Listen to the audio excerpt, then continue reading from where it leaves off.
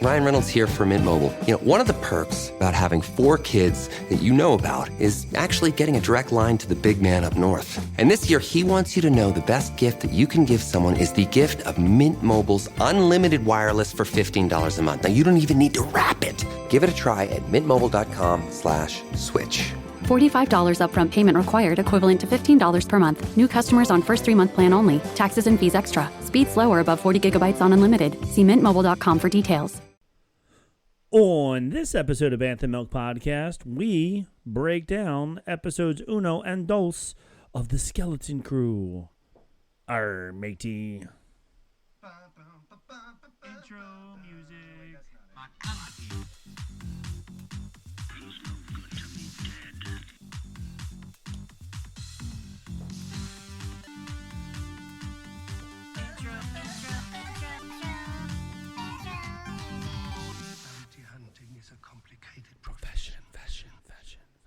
What up, people? It is Rob flying solo. Nick was supposed to be joining us, but he got himself sick. So while you hear my wonderful voice, you won't be able to hear Nick's voice at all because he called me yesterday and was like, I don't think this is going to work. So here we are with me, but these first 2 episodes of The Skeleton Crew were so good that I wanted to make sure we broke them down and give them the justice and the time that they deserved because I didn't want to wait another week and then try and break down 3 episodes because these first 2 were phenomenal. So I loved it. I don't know what you thought. Tell me what you thought. Tell me in the comments. Tell me what you think. If you liked it or not. I really, really enjoyed it, especially the first episode. I was watching the first episode and I'm thinking, you know what? This would be awesome. I would watch a whole season just of this, of a Goonies or Stranger Things or any type of a great kid story or even like a coming-of-age story, which is what this is labeled as, but set with cool Star Wars effects. The town looked like a typical town, but it had its Star Wars-y take on it. All the vehicles were your normal cars, station wagons, buses, whatever, but they all had a Star Wars take on it. So I really, really enjoyed the first episode. The first episode was nice and long. It really got a lot of building. I thought they were going to take 2 episodes until they got to taking off on the spaceship. I thought a lot more was going to happen with the kids in the town before this, but they did a very good job of having all the kids' backstory wrapped up into one good episode, and then the second episode was a good episode of kids being lost in space. So many references to so many other movies and things like that. So I have a lot of notes. I'm just going to start reading through them and telling you what I thought and all the different things that I saw, because it was really, really good. I really enjoyed it a lot, and I hope you did as well. And I hope with this, all these extra things that I have to tell you, you can appreciate it even more and see where all these little references and little Easter eggs came from. So I start out by asking you, what do you get when you take the Goonies, Explorers, 1940s pirate serials, Aladdin, Ferris Bueller's Day Off, A New Hope, Ready Player One, Back to the Future, Star Tours, the Star Wars Galactic Express, E.T., and you combine all those together, bam, that's what we have right now with the Skeleton Crew, because so many references to 80s movies, and even I felt one of the very last scenes was a very Easter egg homage to Aladdin, a scene in Aladdin, because of when Aladdin gets trapped in the jail. I felt it was the same exact thing as that. So that was 93. I looked it up. I loved Aladdin, the cartoon, hated the live action, loved the cartoon, and I saw it 3 times in the theater in 93, and then I wore out a videotape, VHS, way back in the day of Aladdin. I watched it so many times at home. So you put all those together and you get the Skeleton Crew. First thing I want to do, I want to thank Screen Rant, because they have a breakdown of every new and returning alien race in Star Wars The Skeleton Crew. So I'm going to go through all these real fast for you. There was 36 new and returning characters between these two episodes. The first one had a lot of different characters at home. And then when they got to the spaceport in episode 2, a lot of different characters there as well. By the way, if you didn't see by the title, breaking down Skeleton Crew. So if you didn't see it yet, spoilers are coming. All right. First is Neil's species. He is the same thing as Max Rebo and Orleton, just like Max Rebo is. So he's just a child version, and I really appreciate him. I like him. I think he's fun. He is played by Robert Timothy Smith. Plays him. I'm not sure if he's the character inside. That would be really cool if he was the character inside as well, or if he just donates the voice to it. But his character's fun. I like him so far. I can't complain about him. Vizuna is the little green mousy-esque character that one of Neil's classmates, the one that Neil has a little crush on. She was a little bit of a brown noser in this. Oh, I want to be a shut up. And then we had a Shistivian, which is the Wolfman. Now, the Wolfman, we saw him if you saw an unedited version of A New Hope. He was one of the characters in the background of the cantina because they needed extra characters. They didn't have the money to make more props, so they went to a prop trailer on wherever they were and found a Wolfman head, and they said, this is perfect, let's do this. So then there was a Wolfman in the background. Later on, when they re-edited it, he was dubbed out and replaced with a different character. So that was pretty interesting. Warthog is another character. He debuted in The Mandalorian Season 3 with one member of his species serving as a member of Captain Goradian Shard's pirate crew. Once again, it may or may not be the same person. Originally referred to as the Frog People, many receive a proper name from future Star Wars books. 32, Nikto. We saw him in Star Wars. Nikto's species debuted in Star Wars Legends, continuously infamously in Star Wars Holiday Special before making their next live animation appearance in Return of the Jedi. In the original Legends incarnation, Nikto had 5 subspecies, with 3 appearing in the modern canon iteration so far. Vane, a pirate and member of the Kaja San Nikto subspecies, debuted in The Mandalorian and has reappeared in the Skeleton Crew. So it's the same guy that we saw in Mandalorian. He's the one pirate that got away after they beat up fought all the pirates and destroyed them all. He was the one that got away. There was a Quarren that we saw there. Is a sapien deep-speed cephalopods from Mon Calamari. They're going to have the tentacles on their face.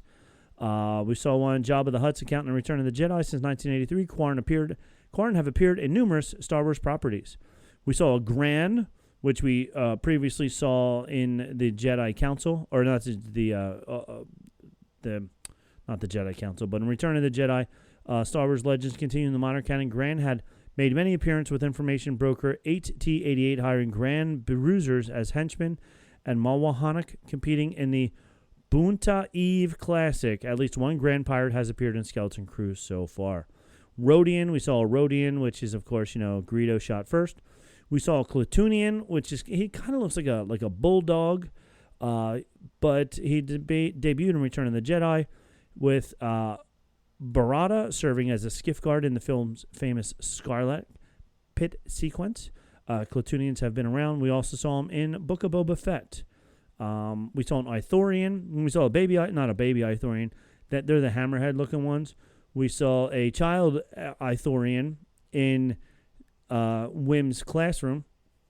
And it's interesting because Ithorians speak a species that nobody else can say, but apparently this other kid could understand him. From my previous understanding of the Ithorians, nobody could understand what they were saying either if you weren't a hammerhead. They had boxes on each side, and they have 2 mouths, one on each side. So they had boxes on each mouth that would translate what they were saying into basic. But in this episode, in Skeleton Crew, the other kids in class could understand him. There was an Ishatib, which is an amphibious Ishatib species, first appeared in Return of the Jedi. A Katerian, which recent addition to Star Wars franchise, debuting in the modern canon Star Wars The Last Jedi. A Weequay, which was the bartender in Mandalorian. We saw him. He's also in Book of Boba Fett. Moss Plago's Freetown's bartender.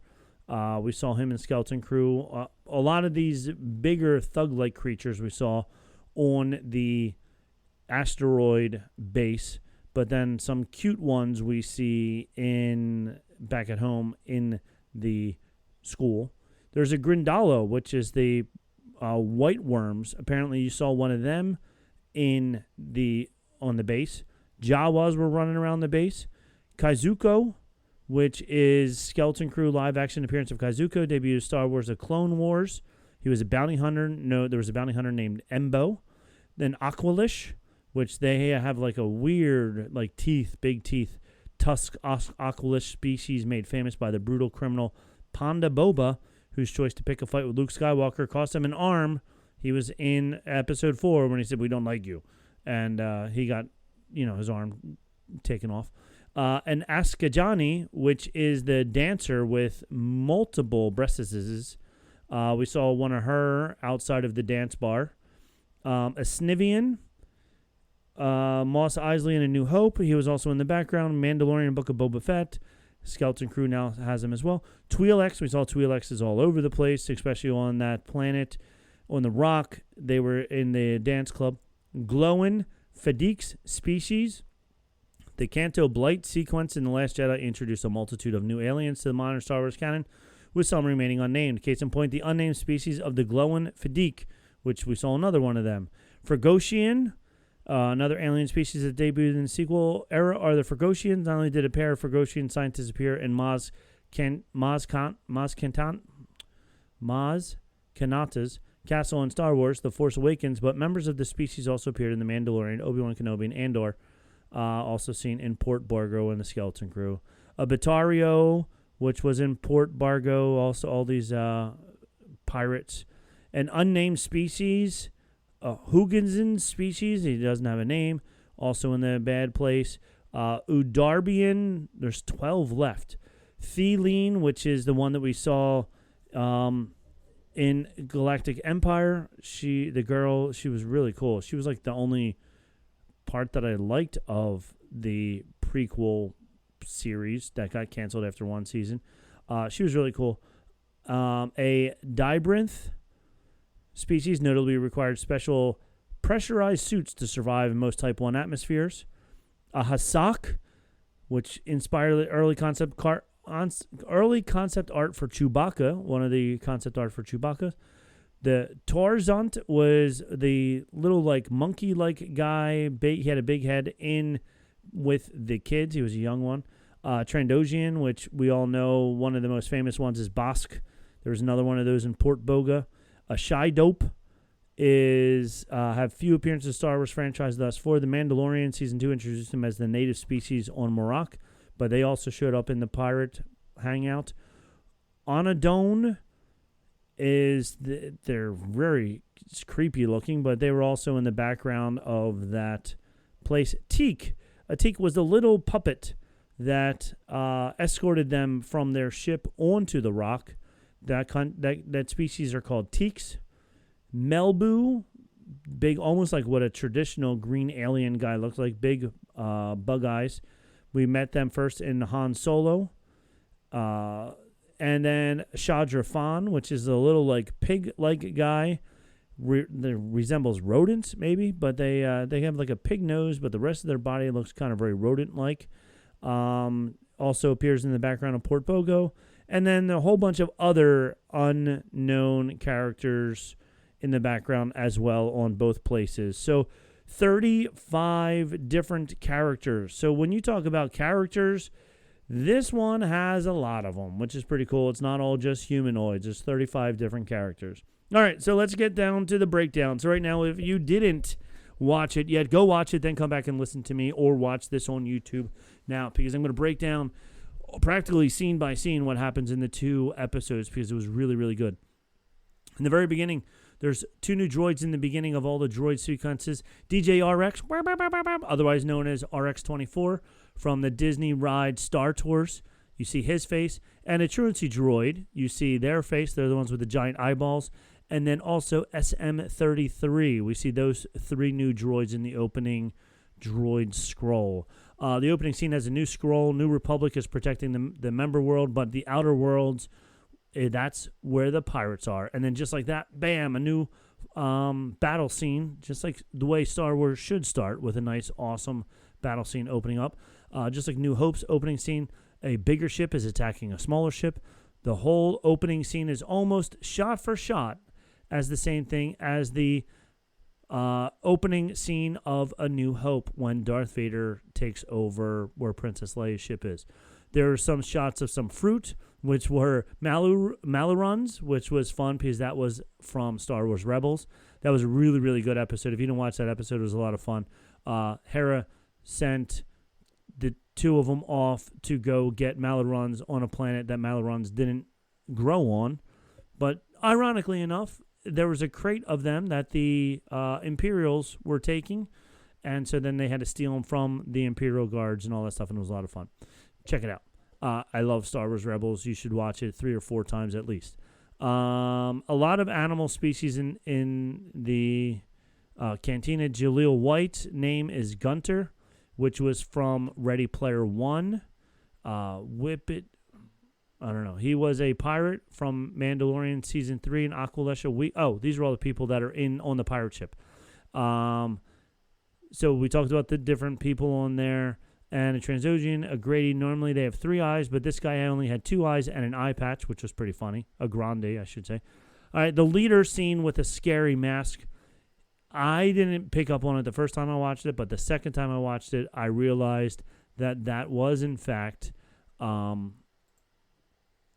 Jude Law's character, and that we wind up seeing later on in prison.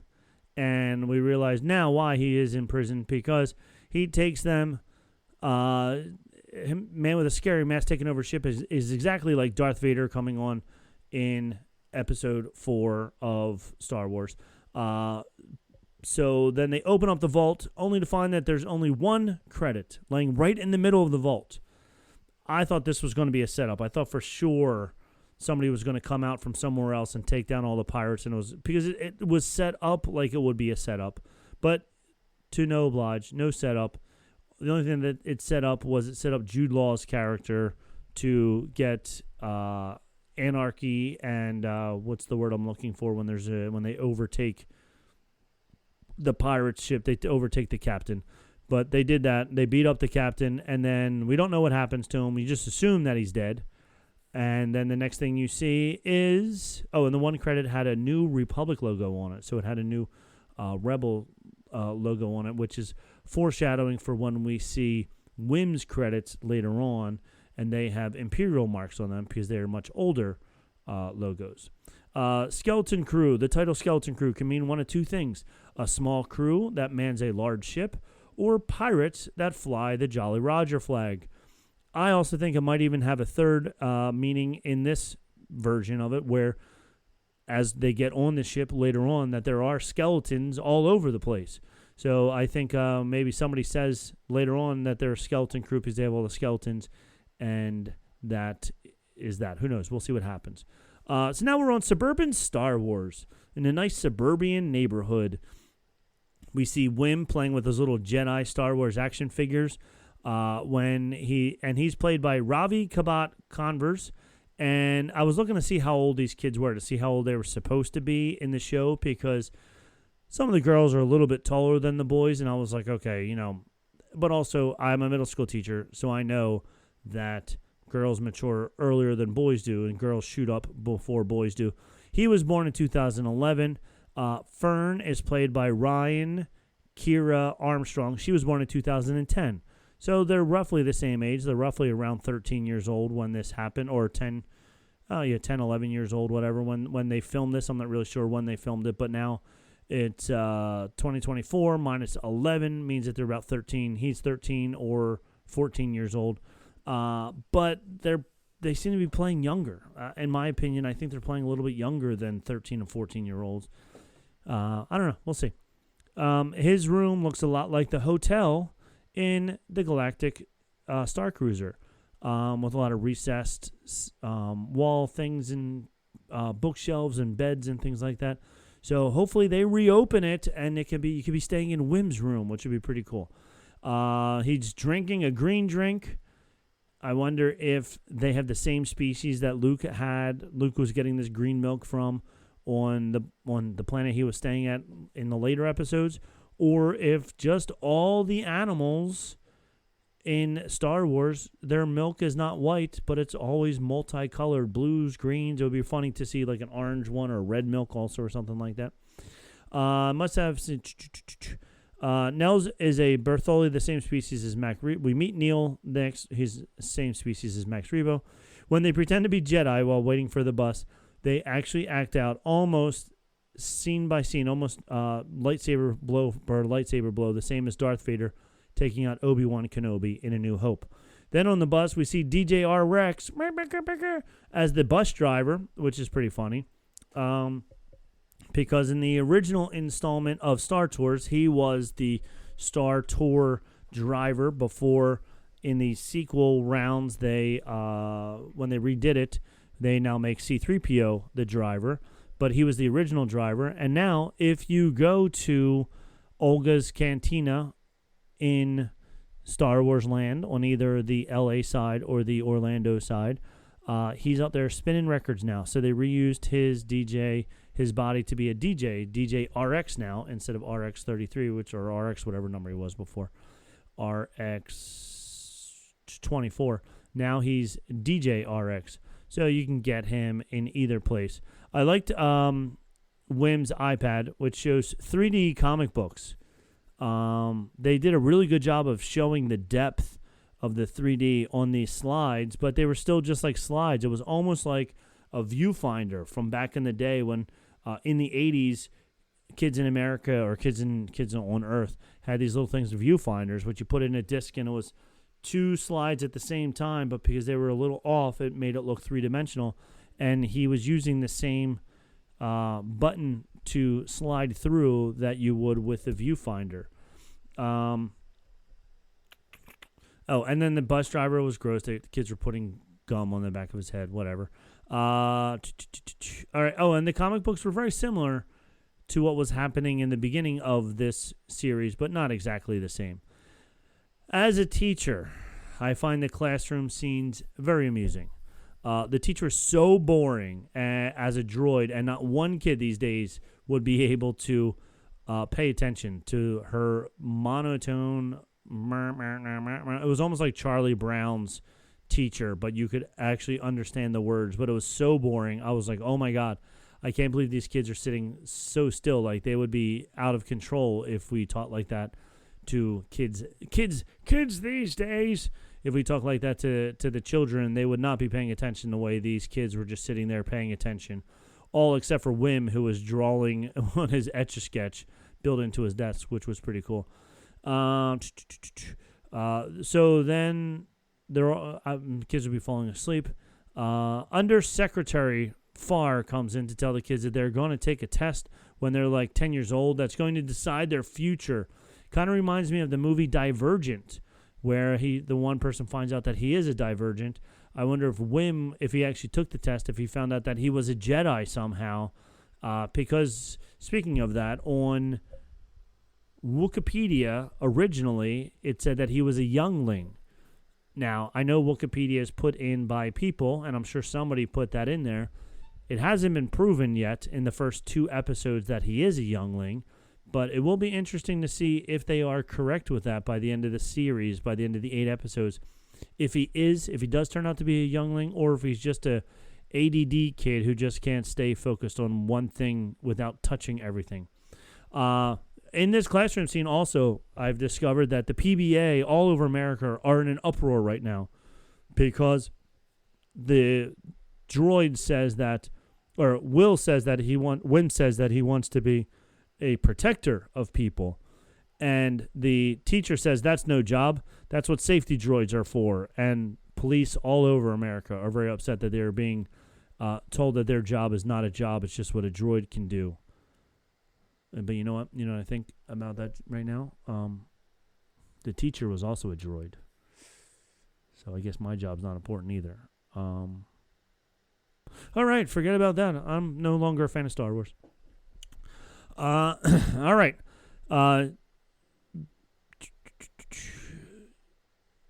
He's Wim's all over the place. Doesn't know that his biggest test of his life is coming up, and at the same time, we find out that his dad is not paying any attention to him either. His mom's not there, presumably dead, and his dad is too busy. Perfect Disney. Every Disney story, the mom dies in the beginning.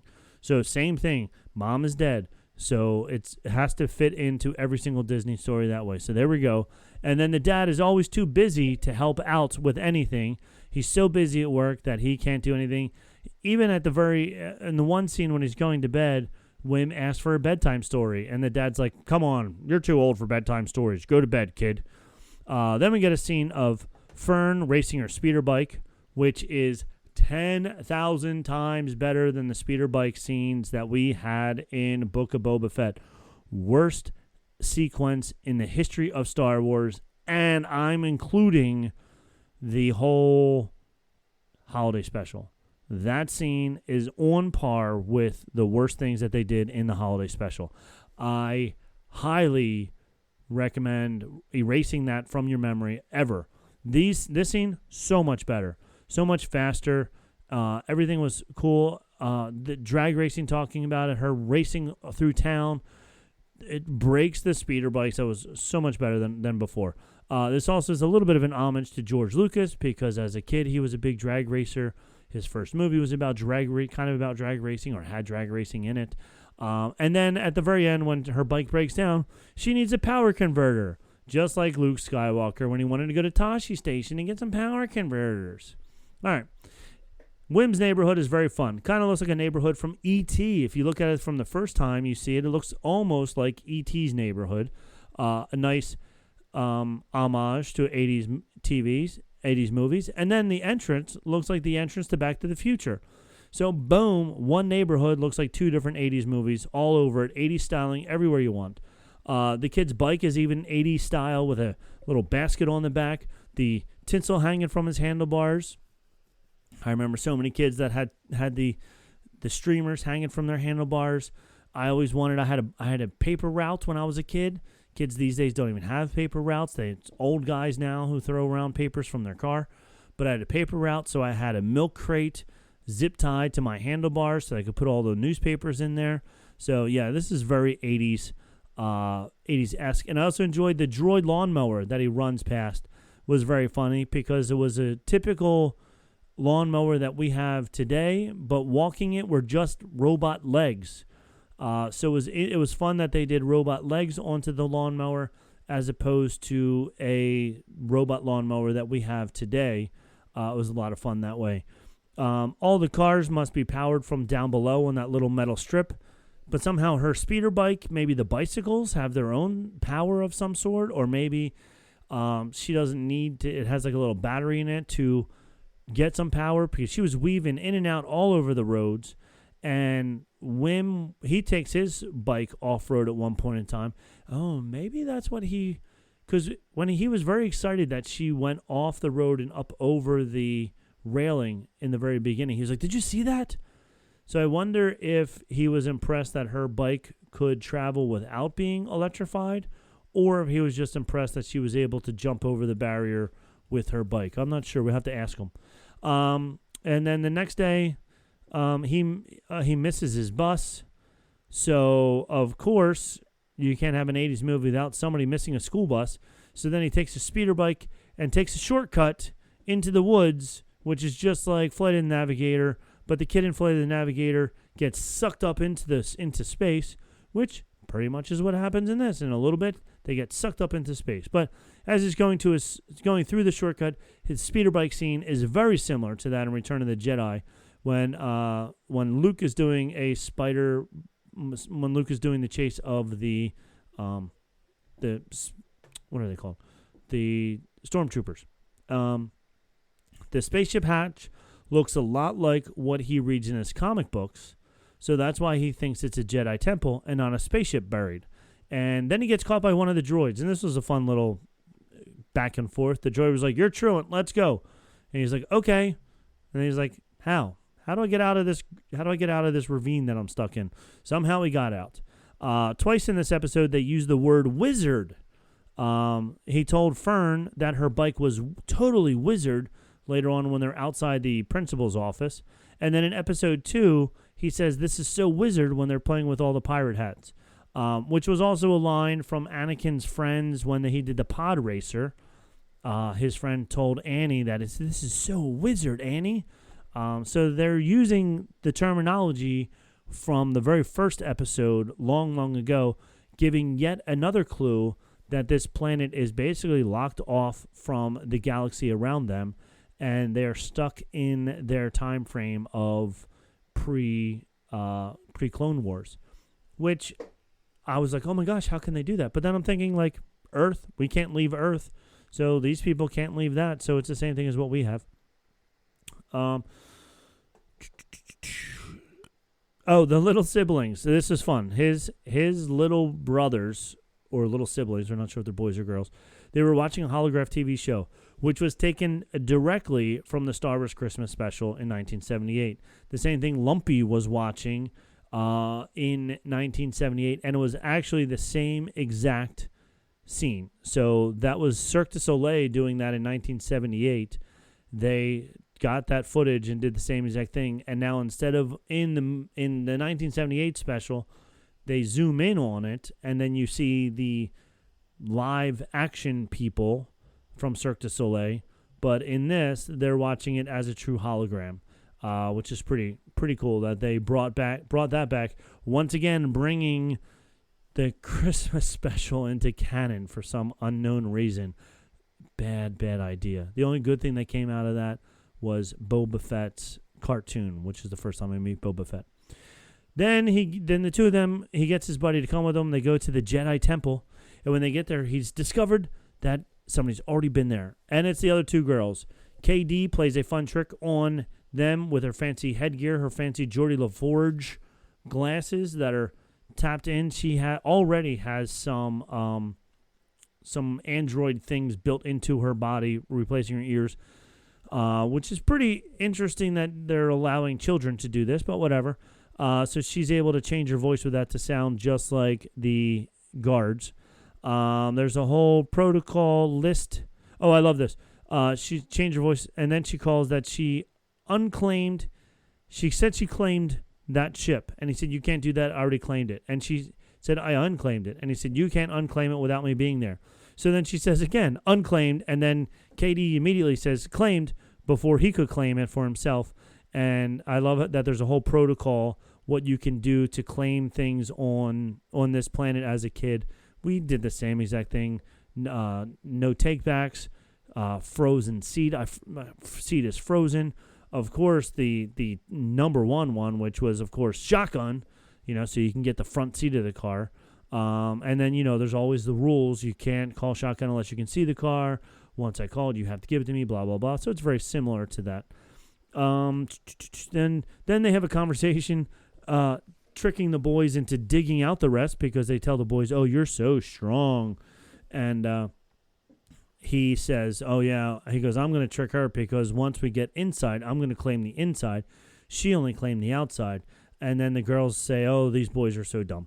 They never get to the point because they wind up getting stuck in there. The doors open up, and then similar to the Goonies, they get stuck inside just like they did when they went down underneath the fireplace. They got stuck in there. And then, of course, Wim has to touch everything that he sees. This is where he's like, he needs medication because he needs something to tell him to think before he does things. That droid looks like it died trying to flip that lever. So maybe I shouldn't flip that lever because maybe something bad will happen. Oh, let me touch the lever. Oh, look at this glowing green light. Let me push this button. So he needs a little self-control. But because of that, he plays with some things. Boom, the engines start up, and then it starts to take off.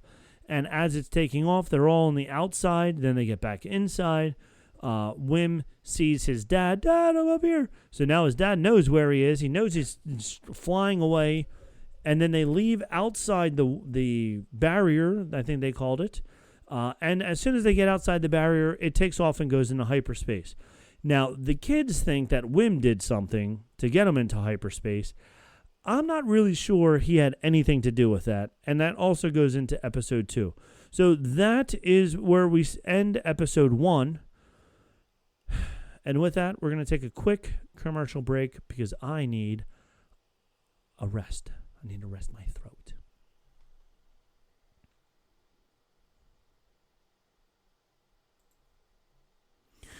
All right, and we're back with episode 2. Episode 2 starts right where episode 1 ended. They're in the middle of a snowstorm with high beams on. Nope, they're in hyperspace flying to who knows where. They're all sitting at the chair screaming, ah! And then they say, oh, you got to stop it. And, of course, Wim's like, oh, I'll stop it. He starts banging on things. Whether or not him banging on it actually stopped it, I'm not sure. Because I don't even think he hit a button. I think he was just hitting the console when it came out of hyperspace. So me personally, I think it was designed, if the ship ever turned back on again, to take off, leave the planet as fast as you can, go into hyperspace, and then go to this set coordinates. We'll see what happens. But then as that happens, once the ship stops, you see something coming from behind them. Very sporadic walking. Very scary. Red lights around him. Looks even scarier. Oh my gosh, is it Darth Vader? Nope, it's just the droid SM-33, which if you were a big Peter Pan fan and wanted to make a license plate to show how big of a fan you were of Captain Hook and all of his people, you would make a license plate that said SM-33 because Captain Hook's assistant, whatever he was, his name was Smee, S-M-E-E, which this looks very similar to that. So, which is very apropos considering he's talking about a captain and they're pirates. And who's the greatest pirate of all time? Of course, Captain Hook. So why not have Captain Hook's assistant be the name of the droid in this? So there we go. He's voiced by Nick Frost, who, if you do the research, he was in a UK show where they talked about Star Wars. So all this comes back around. He was in a bunch of other things already. So check him out. He's a good actor. He does a very good pirate accent, and he's a lot of fun there. The one thing I enjoyed about this is it's clearly stop motion. And I love stop motion animation. I teach my kids how to do it. You can tell the herky-jerkiness of it, and even when he was fighting in the next couple of scenes, you can tell it's a little stop motion-esque. Not very smooth, and I love the fact that they're not just doing everything CGI. This is stop motion. Later on, the little I forget what his name is. The little guy who was the pilot, his name, I'll find it. There it is, Teak. Little Teak looked like a puppet as well. So very cool stuff there. No CGI, but puppets and stop motion animation. Going back to The Mandalorian, I'm pretty sure the droid that was the bounty hunter droid also stop motion animation. All right, after the girls trick the girls trick SM-33 into she tricks him into thinking that she is the new captain because he says every ship needs a captain. So Fern is like, well, I'm your captain. I killed your captain. He's like, I don't believe that. And she's like, do you see your captain? I killed him. Therefore, I am the captain. And he goes, oh, okay. And then Wim, of course, being the immature ADD kid, is like, no, I want to be the captain. And Smee's like, fine, you can challenge her to a duel of death. And he was like, never mind. And I do appreciate right now, Fern is very protective of her friend KD. There's multiple instances in the first 2 episodes where she's like, oh no, me and KD, we need to do this. And she doesn't really care about the boys yet. She's not very protective of the boys yet. I'm sure there's a lot of foreshadowing into it where the boys are going to eventually save the day or for the girls, or they're all going to be best friends and they're all going to be working together. And then without even thinking about it, she's going to say, all 4 of us need to go, or something like that. Then we're back on at Adam. The planet. It's very similar to E.T., where they're hunting for E.T. In this case, they're hunting for E.T. after he lands, and in this movie, they're trying to figure out what the noise was and the commotion of the ship leaving, as opposed to in E.T., it was the ship landing. And during that, they find his dad, and the dad's all whiny. My son, he took my son, he disappeared. And the droids are like, that can't happen. No ship can go through it. He's like, I saw it. Man. I'm not a big fan of the dad. And I know you're not supposed to be. I know you're supposed to be like, oh, if you're just a little bit more attentive, then your kid would be a little bit more mature and better, and they want to be in this situation. So back on the ship, Wim's running around, having a great time. This is so much fun for him. He's loving it. He's on an adventure. He finally got off of his boring planet that he hates so much. He got to be real pirates. He runs past 2 skeletons that killed each other. And he said, look, looks like they've had a fight to the death. And then he goes into the captain's bedroom. I like the effect of him jumping on the bed and all the dust coming up, showing that it's been there for a very long time, been underground for a very, very long time. He's playing with pirate hats, just like they did in Goonies. He was playing with pirate hats, and he was playing with the not monocular, just the one lens instead of binoculars. They also find, just like when they find a pirate ship, they find One-Eyed Willie. It's very reminiscent of the Goonies, which is very funny because all the fans were billing it as Goonies in space. And in that case, they actually take so much of the references from the Goonies, which makes it even better. This is the second time they use the word wizard when Neil says this, or he says to Neil, "This is so wizard." All the pirate hats, they both have pirate hats on, and then they reluctantly agree to take the ship to the starport. The girls agree to take the ship to the starport because they need to get it fixed so they can get it back to their planet. And it was interesting when they said get it back to our planet, and they said at Adam, he didn't recognize that, but he did recognize a bunch of other things, including the planet from Andor, which is really good, and planets that were also mentioned in Star Wars Rebels. So a lot of throwbacks. All the other planets were mentioned in other things, so which was pretty cool. When they start getting to the base, to the pirate hideout, it's a rock. It's a asteroid, but it looked very much like Guardians of the Galaxy to me when they landed on Nowhere, which was a giant skeleton head. All the ships were docked far away, which protected the people on the rock from a giant ship just coming and attacking, and all the people coming off right away. They had to be rowboated basically onto the rock. And then on the rock, you saw all of the other bad filth and villainry that is in Star Wars, all in the same place. Everybody was stealing from everybody else. There was dancing bars. There was this. There was that. Hundreds of ships docked out, one of which being the pirate ship that we saw in the beginning. Another was a ship that we saw in Star Wars Rebels that was at the time being driven by Hondo. So that would be really cool if we do see Hondo Inako showing up because he's a cool pirate. I would like to see him in live action. That would be a lot of fun. It would be cool if so you can see Hondo, the ship, the Kwan from Smuggler's Run on one of the docks at the asteroid. It also looks like there's a Calorian gunship in the back, which is a reference to the original designs of the original Millennium Falcon, one of the designs of the Millennium Falcon. They had the same round cockpit area, but instead of being a round ship, it was a longer ship. So that's another homage there to that. The same captain's capsule as in the one Falcon, but the ship is longer, blah, blah, blah. This is the first time you see a close-up of Wim's money, and you can see old Imperial symbols on it as opposed to the new ones with the Republic symbol that was in the vault when the pirates took over the last ship. Another clue to the fact that their planet is not connected to anything else and completely secluded for many, many years. We see a lot of really cool things in the spaceport, one of which is above the sign of the neon building. It says dance hall, and clearly looks like some seductive dancers outside trying to lure people in, to which one then appears to help the children. But her species, the Zygarians, has also been known throughout the galaxy to abduct children into slave trade and things like that. So it was good that the girls tried to fight her away. I feel like if it was the boys, they would be like, oh, okay, I'll go with you, because they're pretty much more gullible than the girls are. Lots of other Easter eggs and cool things going on in the background, one of which is an homage to Captain EO.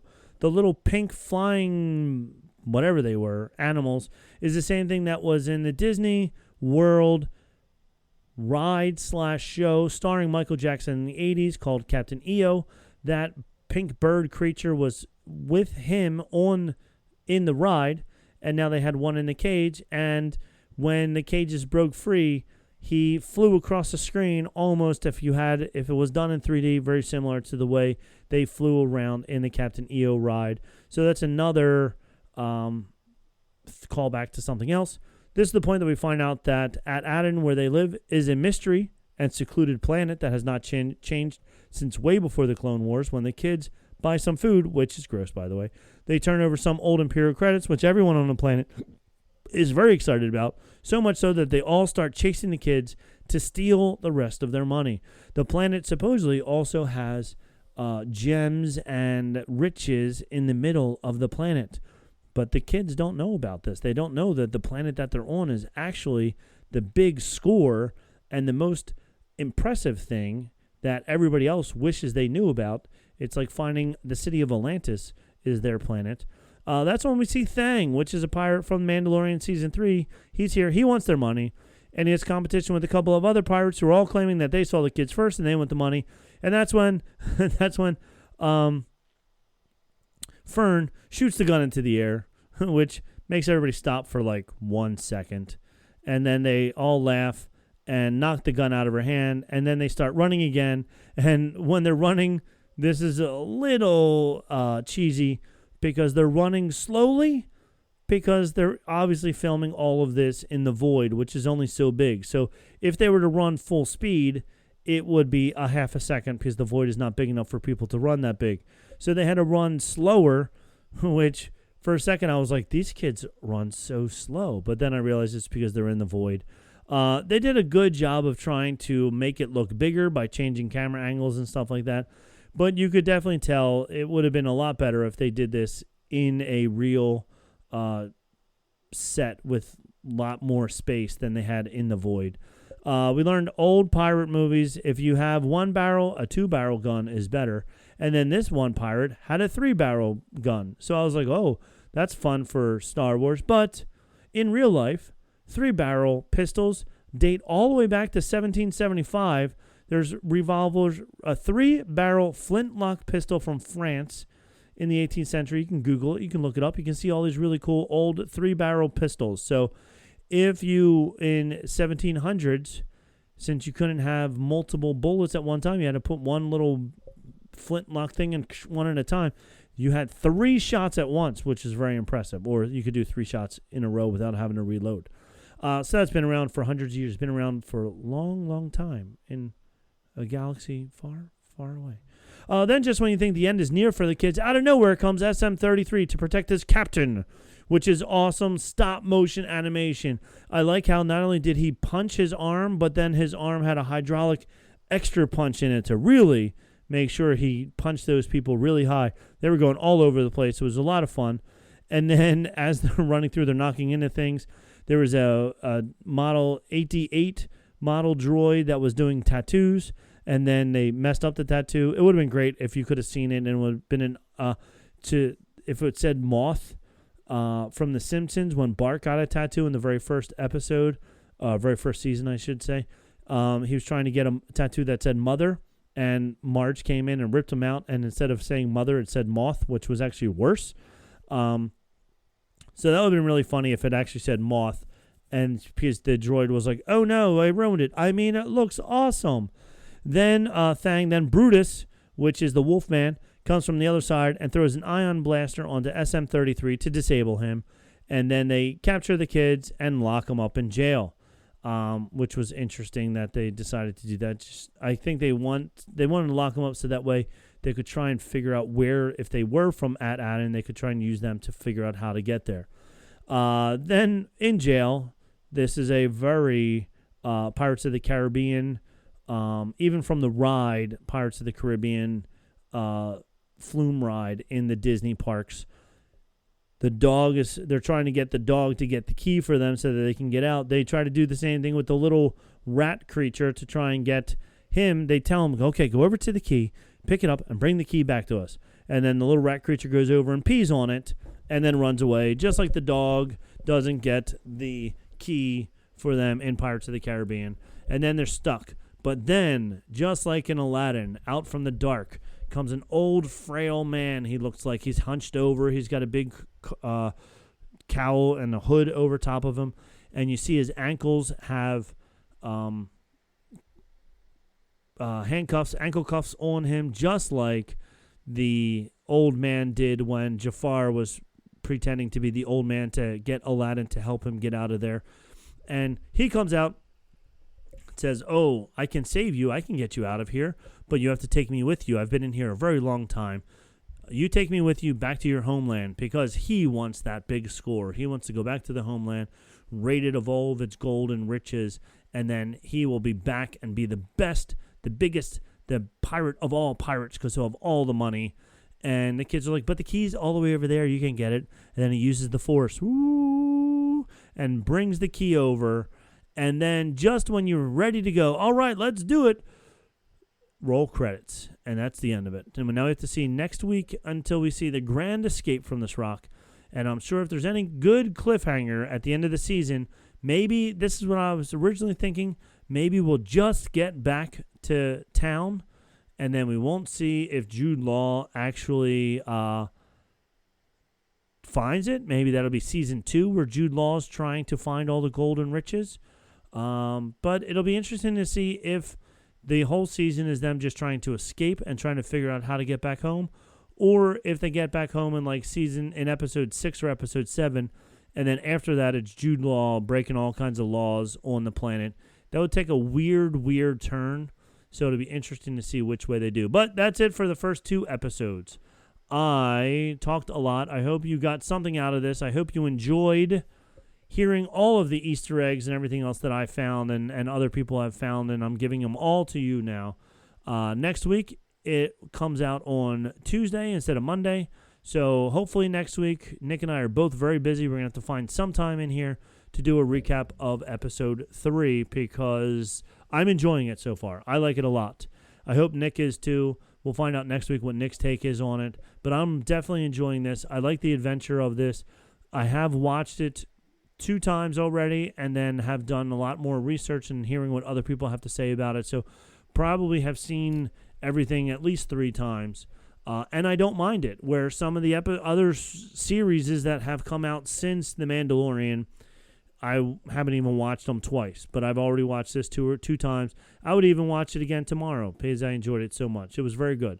So far, so good. I feel this is their...